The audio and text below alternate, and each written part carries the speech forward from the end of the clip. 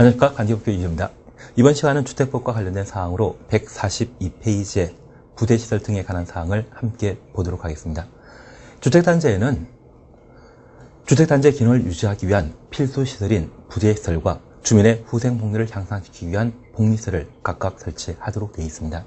그래서 공동택단지 안에 관리사무소나 주차장 등이 있다고 하면 필수시설이겠죠. 그래서 부대시설로 분류하고요. 반면에 주민의 후생복리를 향상시키기 위한 놀이터, 경로당 등이 있다고 하면 복리시설로 파악하게 됩니다. 그래서 오지순다와 관련된 문제가 나오게 된다고 하면 그에 관한 개념을 파악하셔서 구분하시는 게 일이 될 겁니다.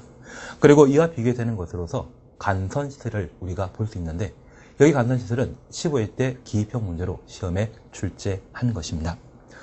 간선시설은 도로, 상하수도, 전기시설, 가스시설, 통신시설, 지역 난방시설 등의 주택단지 안의 기관시설을 주택단지 밖에 있는 같은 종류의 기관시설에 연결시키는 시설을 말한다.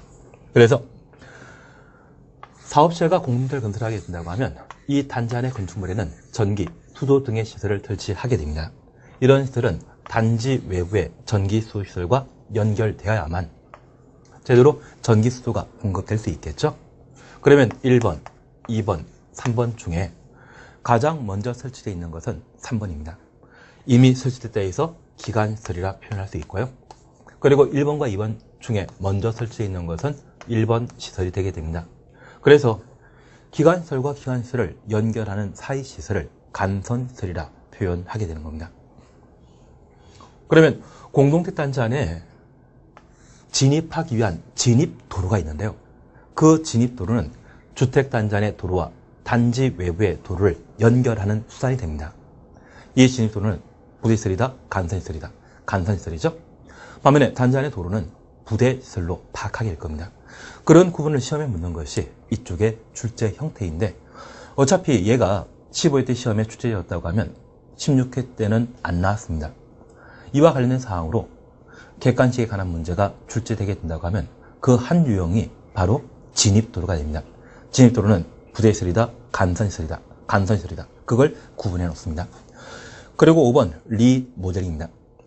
리모델링이란 건설의 노후화 억제 또는 기능 향상을 위한 다음 하나에 해당되는 행위를 말한다. 1번 대수선, 그리고 2번 사용검사일 또는 건축법에 따른 사용 승일부터 15년 경과된 공동택을 각 세대 주거 전용 면적 10분의 3 이내 범위에서 증축하는 행위를 말하는데, 주거 전용 면적이 85제곱미터 미만의 경우는 10분의 4까지 증축할 수 있습니다. 이 경우 공동택 기능 향상을 위하여 공용 부분에 대해 별도 증축할 수 있다. 여기 리모델링은 8월경에 우리가 신문방송에 보셨던 최대 3층까지 증축할 수 있다. 그런 일들이 발생하게 됩니다. 그래서 8월 달에 개정되게 되는데, 우리 시험은 4월 달에 시험 공부가 이루어지게 된다고 하면 4월에 시행하는 법률 가지고 9월 달에 시험을 보게 됩니다. 그래서 9월 달 시험 볼 때는 개정 전에 옛날 법률 가지고 리모델링에 관한 사항을 접하게 됩니다. 시험에 나오기 참 곤란하겠죠? 그래서 리모델링은 기본적으로 시험거리가 못 된다라고 생각해 주십니다. 그래도 이 리모델링에 대해서는 그 본질적인 개념에 대해서는 우리가 충분히 파악해야만 되기 때문에 기본 개념에 대해서는 함께 봐주십니다. 우선 리모델링은 건축물의 노후화를 억제하거나 그 기능을 향상시키기 위한 대수선, 일부 증축하는 것을 리모델링의 본질로 파악하게 되는데, 여기 리모델링은 공동택의 노후화 현상이 발생하게 된다면 이에 대해 수립, 수선이라는 것을 실시해야 됩니다. 이러한 수선을 사업체가 한다? 아니면 공동택 소유자가 한다? 이것 소유자가 해야 되죠. 그러면 이 리모델링은 사실 본질적으로 입주자 대표회의 또는 리모델링 주택조합이 리모델링 사업의 시행자로 리모델링 사업을 주관하게 됩니다. 그래서 하자 담보 책임 기간이라는 것 알고 계시죠? 만약 하자 담보 책임 기간에 발생한 공동택 하자에 대해서는 사업체가 수리 수선해야 되고, 그 하자 담보 책임 기간이 지나면 공동택 소유자가 수선하게 됩니다. 그래서 사용금사일 등으로부터 하자 담보 책임 기간 내 발생하는 하자에 대해서는 사업체에게 고쳐달라 하고요. 하자 담보치 기간이 경과되면 소유자가 고쳐야 되는데 그러한 일체 행위를 대수선으로 파악하게 됩니다. 그리고 이 사용무사일 등으로부터 15년이라고 하는 시간이 지나면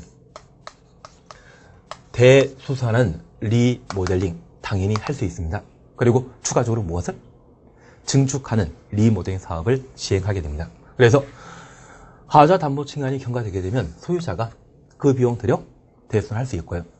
사용무사일 등으로부터 몇 년, 15년 지나게 된다면 추가적으로 증축하는 리모델링 사업을 시행할 수 있는 겁니다. 그래서 증축한 리모델링 사업을 시행하기 위해서는 몇 년 경과돼야 된다?